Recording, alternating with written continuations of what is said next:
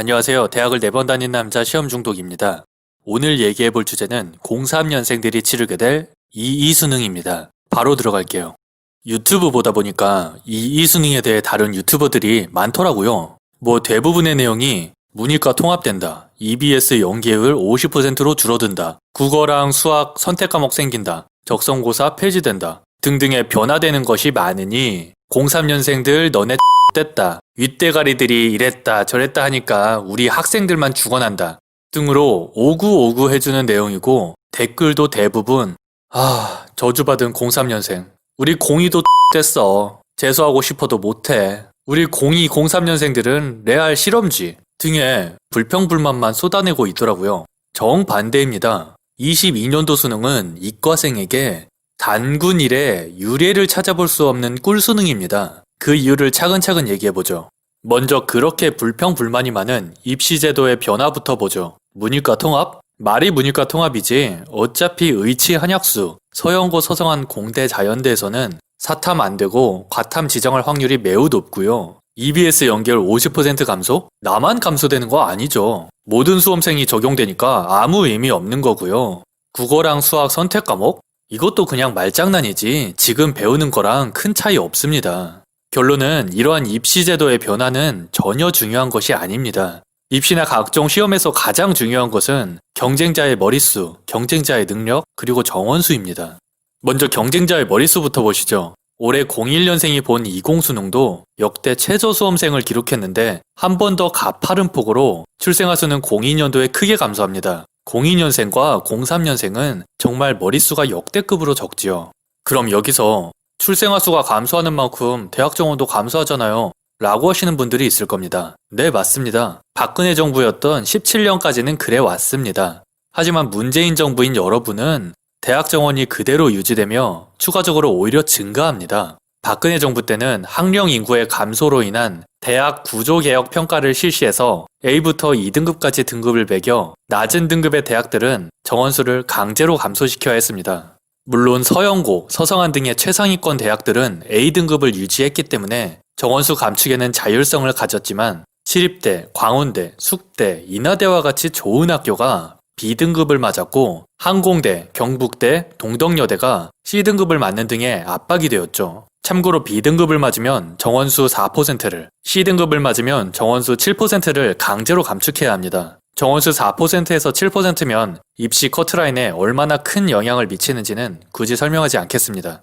하지만 문재인 정권에 들어서 대학 구조개혁 평가가 사라지고 대학 기본 역량 진단이라는 이름의 대학 평가가 생깁니다. 쉽게 말하면 A등급부터 2등급으로 빡셌던 평가가 자율개선대학과 역량 강화대학 두 가지로 좀 순화된 것이죠. 18년에, 욕 아닙니다. 18년도에 평가한 결과에 의하면 진짜 웬만한 사람 새끼가 갈 만한 대학은 다 자율개선 대학이었어요. 문재인 정부 임기가 22년 5월 10일까지입니다. 정권이 바뀌면 어떻게 될지 모르겠는데 적어도 22년도 수능을 볼 03년생들까지는 주요 대학은 절대 정원이 줄어들지 않습니다. 02년생들이 들어가는 21년도 수능 정원은 이미 올해 4월에 다 발표했어요. 서영고, 서성한 홈페이지 가서 제가 다 확인해봤는데 작년하고 정원 똑같아요. 20년 4월에 나오는 22년도 수능 정원도 확인해보면 똑같을 겁니다. 지금부터는 오히려 추가로 생기는 정원들입니다. 현재 예비 고3인 02년생들이 볼 21년도 수능부터 강원대 의전원이 의대로 복귀하면서 49명 정원이 생깁니다. 삼성전자와 계약학과인 연세대 반도체공학부 50명, SK 하이닉스와 계약학과인 고려대 반도체 30명, 카이스트 반도체 50명이 추가로 생깁니다. 21년도 연세대 모집 요강을 보시면 아시겠지만 이게 계약학과이기 때문에 정원 외로 인원이 할당되어서 타 학과의 정원에 영향을 미치지 않습니다. 이는 당연히 03년생들이 볼 22년도 수능에도 해당되는 얘기지요.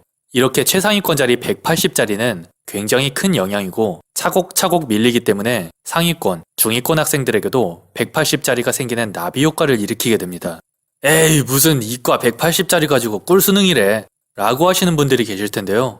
네, 맞습니다. 180자리 가지고 이러면 진짜 개오바죠. 03년생들이 볼 22년도 수능부터는 약대가 부활합니다. 표를 보시죠. 약대는 전국에 37개 교가 있으며 피트에서 수능으로 전환이 확정된 학교는 다음과 같이 25개의 사립대입니다. 총 1232자리의 확정적인 약대가 생기며 아직 확정은 안 났지만 국립대들도 가세한다면 더욱 늘어날 수 있겠죠. 물론 PT에서 수능으로 바꾸려면 대학들이 그만큼 타 학과에서 정원을 감축해야 합니다. 그런데 이 영상을 보시는 분들이라면 상위권이나 최상위권을 목표로 하시는 분들일 거라 생각해요. 경성대 약대가 생기는 게 중요하지 경성대 공대 정원이 줄어드는 건 우리 관심사 바뀌니 논외로 하겠습니다. 약대가 수능이었을 15년 전에 배치표상으로 연고공 점수였습니다. 최상위권 자리 1410자리가 늘어난 것이고 연세대와 고려대와 같이 큰 대학의 자연대와 공대 정원의 합이 대략 1000명이고 서강대와 같이 작은 학교에 자연대와 공대 정원의 합이 대략 500명인 것을 감안하면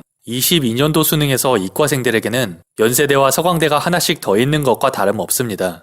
이는 올해 수능이 잘 안 나오고 재도전을 생각 중인 01년생 남학생들에게도 적용됩니다. 그 이유는 남학생들에게는 어차피 가야 하는 군대가 있기 때문입니다. 최근에 이런 고민 상담이 들어왔습니다. 재수를 마친 20살 남학생인데 수능은 연고공, 수의대 점수가 나왔는데 논술로 서성한 물리학과에 납치되셨다는 내용이죠. 정말 제가 다 분통이 터지는 게 121, 11 이런 분도 아니라 수리 가형도 96%로 1등급 찍으신 분이에요.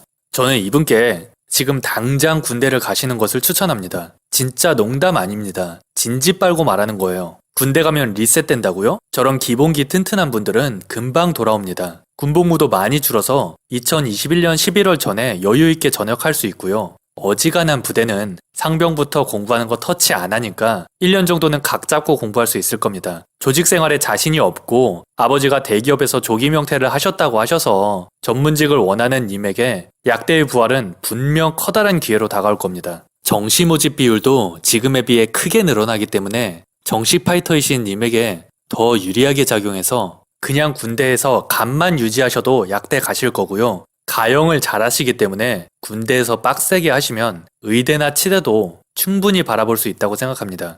어차피 가야 하는 군대니까 수능을 한 번 더 볼 생각이신 01년생 남학생이라면 이거 진짜 강추드리는 테크트리예요.